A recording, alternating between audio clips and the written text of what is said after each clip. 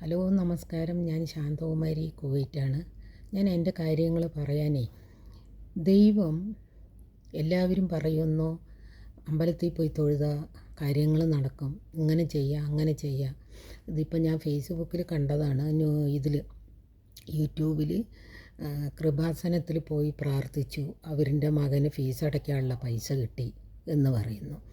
വേറൊരു കൂട്ടർ പറയുന്നു അമ്പലത്തിൽ പോയി പ്രാർത്ഥിച്ചാൽ കാര്യങ്ങൾ നടക്കുന്നു. വേറൊരു കൂട്ടർ പറയുന്നു ഇന്ന സ്ഥലത്ത് പോയാൽ. അപ്പോൾ 3 മതക്കാരും പറയുന്നത് പ്രാർത്ഥനയിലൂടെ കാര്യങ്ങൾ നടക്കുമെന്ന് പറഞ്ഞ് ഒരുപാട് ചാനലുകളിൽ ഒരുപാട് പ്രശ്നങ്ങൾ നടക്കുന്നുണ്ട്.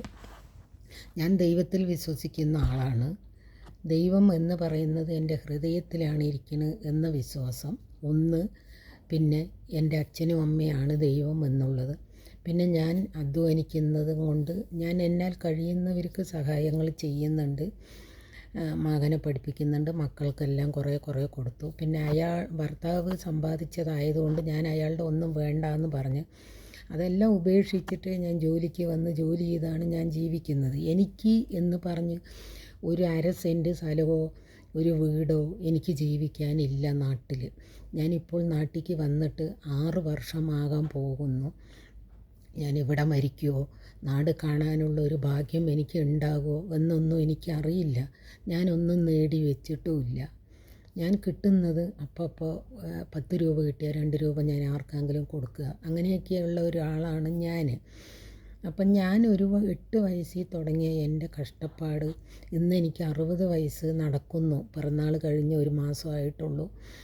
എന്നിട്ട് പോലും എൻ്റെ കഷ്ടപ്പാടുകൾ തീർന്ന് ഒരു 10 ദിവസം എനിക്ക് ജീവിക്കണം നന്നായിട്ട് എന്നെനിക്ക് ആഗ്രഹമുണ്ട്. പക്ഷേ ദൈവം അത് സാധിച്ചു തരുമോ എന്നെനിക്കറിയില്ല. ഒരു സിനിമയിൽ രജനീകാന്ത് പാടിയ പോലെ 20 വയസ്സിലില്ലാത്ത ഭാഗ്യം ഇനി 60 വയസ്സ് 70 വയസ്സിൽ കിട്ടിയിട്ട് എന്താ കാര്യം? വല്ല കാര്യമുണ്ടോ? ഇല്ല.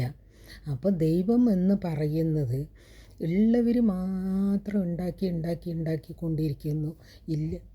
ഇല്ലാത്തവർ താഴത്ത് പോയിക്കൊണ്ടിരിക്കുന്നു. അപ്പോൾ ദൈവത്തിനെ വിളിച്ചാൽ കാര്യങ്ങൾ നടക്കുമെങ്കിൽ എൻ്റെ ഒരു ചോദ്യമാണ്, ഇതിന് ഉത്തരം തരാൻ ആരെങ്കിലും തരികയാണെങ്കിൽ തരും. ദൈവത്തിനെ വിളിച്ചുകൊണ്ട് കാര്യം നടക്കുകയാണെങ്കിൽ പിന്നെ നമ്മൾ ജോലി ചെയ്യണോ എന്നാണ് എൻ്റെ ചോദ്യം. അപ്പം ജോലി ചെയ്തിട്ടും അഭിവൃദ്ധി ഇല്ല. ഞാൻ എൻ്റെ കിട്ടുന്ന ശമ്പളം എനിക്ക് മാത്രം നോക്കി ഞാൻ ഈ സമൂഹത്തിൽ ജീവിക്കുകയാണെങ്കിൽ ഒരു സമയം എൻ്റെ കയ്യിൽ പൈസ ഉണ്ടാവുമായിരിക്കും. പക്ഷേ ഞാൻ ചിന്തിക്കുന്നത് എന്താണെന്നറിയോ? ഇന്നല്ലെങ്കിൽ ഇന്ന് രാത്രി ഉറങ്ങിയാൽ നാളെ എണിക്കുമോ എന്നറിയില്ല. നാളെ എണിച്ചു കഴിഞ്ഞാൽ ഏത് നിമിഷം എത്ര നേരം നമ്മൾ ജീവിക്കുമെന്ന് അറിയില്ല. അങ്ങനത്തെ കാലഘട്ടത്തിൽ ആർക്കും ഒരു ഉപകാരം ചെയ്യാതെ ഒന്നും ചെയ്യാതെ നമ്മൾ ജീവിച്ചിട്ട് ഈ പൈസ നമ്മൾ ബാങ്കിൽ ഇടുക സേവിച്ച് വയ്ക്കുക ചെയ്തിട്ട് നാളെ മരിച്ചു പോയാൽ ആ പണത്തിന് വേണ്ടി മറ്റ് പിന്നെ നമ്മുടെ മക്കളായാലും ആരായാലും തല്ലുകൂടി ചാകും. അപ്പോൾ ആ നേരം നമ്മൾ കിട്ടുന്നതിൽ ആർക്കെങ്കിലുമൊക്കെ കുറച്ച് ഉപകാരം ചെയ്യുക, നല്ലത് പറയുക, നല്ലത് പ്രവർത്തിക്കുക. പിന്നെ ഞാൻ ദൈവത്തിനെ വിളിക്കുന്നത് എന്നെ കയ്യിൽ കൂടുതൽ എന്നെ ചെറുപ്പകാലങ്ങളിൽ സഹായിച്ച ആൾക്കാർ സാമ്പത്തികമായി ഇപ്പോൾ അവർ ബുദ്ധിമുട്ടിലാണ്. ഞാൻ ആരുടെയും പേരും നാളൊന്നും പറയുന്നില്ല. അപ്പോൾ അവരെയൊക്കെ ഒന്ന് സഹായിക്കണം, അവരിനെ ഇങ്ങനെയുള്ള കാര്യങ്ങളിൽ നിന്ന് ഒന്ന് കരകയറ്റണം എന്നൊക്കെയാണ് എൻ്റെ ഒരു ആഗ്രഹമുള്ളത്. പക്ഷേ എന്താ ചെയ്യുക, കിട്ടുന്ന പൈസ എനിക്ക് ഒന്നിനും തികയാത്ത കാര്യങ്ങളാണ്. അതാണ് എൻ്റെ ഏറ്റവും വലിയ വിഷമം. ആൾക്കാർ അങ്ങനെ പറയുന്നു, ഇങ്ങനെ നടക്കും. ഞാൻ ഈ ഒരു യൂട്യൂബ് തുടങ്ങിയത് തന്നെ എനിക്ക് എന്തെങ്കിലും കിട്ടിയാൽ അർഹതപ്പെട്ടവർക്ക് എന്തെങ്കിലും കൊടുക്കണം എന്നുള്ളതാണ്. ആദ്യം എൻ്റെ കയ്യിലൊരു പൈസ കിട്ടിയാലല്ലേ ഞാൻ അർഹതപ്പെട്ടവർക്കോ അമ്മമാർക്കോ അച്ഛന്മാർക്കോ കുട്ടികൾക്കോ ഇല്ലെങ്കിൽ ഇപ്പോൾ വയനാട് ദുരിതം നടന്നവിടേക്കോ എല്ലായിടെയും കൊടുക്കണമെങ്കിൽ എൻ്റെ കയ്യിൽ വല്ലതും ഉണ്ടെങ്കിലല്ലേ ഞാൻ കൊടുക്കുന്നത്. എന്തുകൊണ്ടാണ് ദൈവം ഒരുപാട് പേര് വിഷമിക്കുന്നുണ്ട് ഓരോരോ കാര്യങ്ങളിൽ. നമ്മൾ ജനങ്ങളിലേക്ക് ഇറങ്ങി ചെല്ലുമ്പോൾ അവരുടെ വിഷമങ്ങൾ നമ്മൾ അറിയുന്നത് ഇറങ്ങിച്ചെന്ന് അന്വേഷിക്കുമ്പോഴാണ് നമ്മൾ അതിൻ്റെ ബുദ്ധിമുട്ടുകൾ മനസ്സിലാക്കുന്നത്. അപ്പോൾ അതുകൊണ്ട് ഈ പൊട്ടത്തരങ്ങൾ പറഞ്ഞിട്ട്, അതായത് നമ്മളിപ്പോൾ ഏത് ദൈവത്തിൻ്റെ ആയാലും ഒരു ഫോട്ടോ വെച്ചിട്ട് പ്രാർത്ഥിക്കുന്നത് കൊണ്ട് നടക്കും എന്ന് പറയുന്നത് വിഡ്ഢിത്തരമാണെന്നാണ് എൻ്റെ ഒരു അഭിപ്രായമാണ്. അപ്പം നമ്മളിനെ ഇതുപോലെ എൻ്റെ കഷ്ടങ്ങളിൽ ഞാൻ കൊടുത്തവർ പോലും തരാമെന്ന് മേടിച്ചവർ പോലും എനിക്ക് തിരിച്ച് തരുന്നില്ല. പിന്നെ ആരാ എന്നെ സഹായിക്കാനുള്ളത്? ഇല്ലെങ്കിൽ ദൈവം തോന്നിക്കണം. എനിക്ക് കൊടുത്തവർ വരെ തിരിച്ച് തന്നപ്പോൾ എനിക്ക് വിസ അടിക്കേണ്ട സമയമായി, പൈസ ഇല്ല എൻ്റെ കയ്യിൽ. ഞാൻ എന്ത് ചെയ്യും? പലിശയ്ക്ക് മേടിക്കും. പലിശയ്ക്ക് മേടിച്ച് ഞാൻ വിസ അടിക്കും. പിന്നെ കിട്ടുന്ന ശമ്പളത്തിൽ നിന്ന് പലിശയും അതിൻ്റെ മുതലും കൂടി കൊടുക്കുമ്പോഴത്തേനും വീണ്ടും എനിക്ക് ബാധ്യതകളാണ് വരുന്നത്. അതാണ് എൻ്റെ വിഷമങ്ങൾ. എനിക്ക് ഒരു 1/2 സെൻറ്റ് വാങ്ങിക്കണം, ഇല്ലെങ്കിൽ എനിക്കിന്ന് 6 അടി മണ്ണ് ഞാൻ മരിച്ചു കഴിഞ്ഞാൽ എവിടെയെങ്കിലും ആൾക്കാർ കൊണ്ട് കുഴിച്ചിടും. എന്നാലും എൻ്റെ ജീവിതത്തിൽ ഒരു ആഗ്രഹമുണ്ട്. എനിക്ക് ഒരു 5 സെൻറ്റ് സ്ഥലവും അതിലൊരു ചെറിയ വീടും എനിക്ക് വേണം. ആരും എന്നെ ഇറങ്ങിപ്പോ എന്ന് പറയരുത് എന്നെനിക്ക് ആഗ്രഹമുണ്ട്. പക്ഷേ എന്തോ ദൈവം എന്നെ ഇങ്ങനെ, നീ കരഞ്ഞ് എൻ്റെ ഈ മുഖത്തിലെ ഒരു കണ്ണ് കണ്ടില്ലേ? എനിക്ക് ശരിക്കത് തുറക്കാൻ പോലും പറ്റാത്ത ആ കണ്ണാണ്. കാരണം ഞാൻ ഒരുപാട് കരഞ്ഞുണ്ട് മക്കൾക്ക് വേണ്ടിയിട്ട് ഓപ്പറേഷൻ കഴിഞ്ഞ സമയത്ത്. ഇപ്പം എനിക്ക് തോന്നുന്നത് നമ്മളുടെ കയ്യിൽ പൈസയുള്ളിടത്തോളം കാലം എല്ലാവരും ഉണ്ടാവും. മക്കൾ, ബന്ധുക്കൾ, സ്നേഹിതർ, സ്നേഹിക്കുന്നവർ. അത് ഇല്ല എന്ന് പറഞ്ഞാൽ ആരും ഉണ്ടാകില്ല.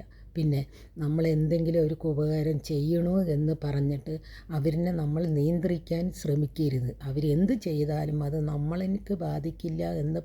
ഒരു കുടുംബത്തിലെ മക്കളായാലും ഭർത്താവായാലും കൂടപ്പിറപ്പുകളായാലും ഒരു തെറ്റ് കാണുമ്പോൾ നമ്മളത് ചൂണ്ടി പറഞ്ഞാൽ അവർക്ക് നമ്മളെ ഇഷ്ടപ്പെടില്ല. നമ്മൾ അവരിനെ സഹായിച്ചിട്ടുള്ള ആൾക്കാരായിരിക്കാം, പക്ഷെ അവർക്ക് ഇഷ്ടപ്പെടില്ല.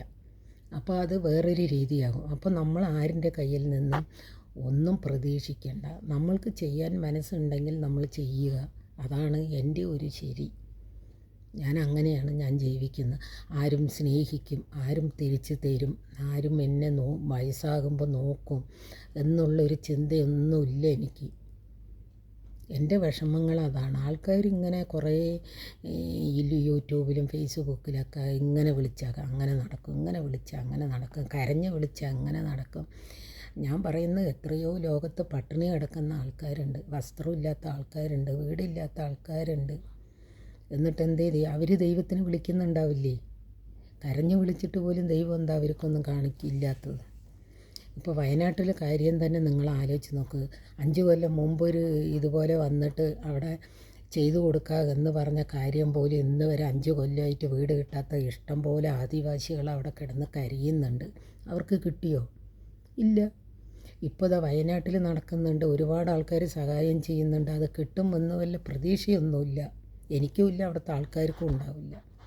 കിട്ടിയാൽ കിട്ടും, അത്രയേ ഉള്ളൂ. അപ്പോൾ എന്താ ദൈവം ഇല്ലേ? ഞാനതാ ചോദിക്കുന്നത്. എന്തുകൊണ്ടാണ് ആൾക്കാർ പറയുന്നു പോട്ടം വെച്ച് പ്രാർത്ഥിക്കുമ്പോഴേക്ക് വിളിച്ച് പൈസ കൊടുത്തു എന്ന്? പിന്നെ എന്തുകൊണ്ട് ദൈവം ഇതൊന്നും പ്രവർത്തിക്കാത്തത്? ഈ ഭൂമിയിൽ ഇത്രയും പ്രശ്നങ്ങൾ നടക്കുമ്പോൾ പ്രത്യക്ഷപ്പെടാത്ത ദൈവങ്ങൾ നാളെ നമ്മൾ മരിച്ചു പോയിട്ട് സ്വർഗത്തിൽ ജീവിക്കുക എന്നുള്ളത് കൊണ്ട് ആൾക്കാർ ചെയ്യുന്നതാണോ? എനിക്ക് സ്വർഗം നരകം എന്ന് പറയുന്നത് നമ്മളുടെ ഭൂമിയിൽ തന്നെയാണെന്നാണ് ഞാൻ വിശ്വസിക്കുന്നത്. കാരണം എന്താ പറഞ്ഞാൽ, ഇപ്പം ഞാനൊരു 10 ദിവസം കിടന്നോന്നിരിക്കട്ടെ, എന്നെ ആരും നോക്കുന്നില്ല. തൂറിയിട്ടും പാറിയിട്ടും വൃത്തികേടായിട്ട് നമ്മൾ കിടക്കുമ്പോൾ അതാണ് നരകത്തിൽ കിടക്കുന്നത്. നല്ലപോലെ പെട്ടെന്ന് മരിച്ചു കഴിഞ്ഞ് ആരുടെയും ഉപദ്രവവും ഇല്ലാതെ നമ്മൾ പെട്ടെന്ന് മരിച്ച് നമ്മൾ പോയി കഴിഞ്ഞാൽ അത് സ്വർഗം തന്നെയാണ്. നമ്മൾ പെട്ടെന്ന് മരിക്കുന്നത് ഒന്ന് നോക്കി സ്വർഗമായിട്ടുള്ള മരണമാണ്. അതാണ് സ്വർഗം എന്ന് പറയുന്നത്. അല്ലാതെ ആൾക്കാർ പറയുന്ന പോലെ ഇതൊന്നും ഒരു വെട്ടിത്തരങ്ങളാണ് ഇതൊക്കെ. ദൈവമുണ്ട്, ഒരു ശക്തിയുണ്ട് ഈ ലോകത്തിൽ. അതിന് രൂപങ്ങളൊന്നുമില്ല.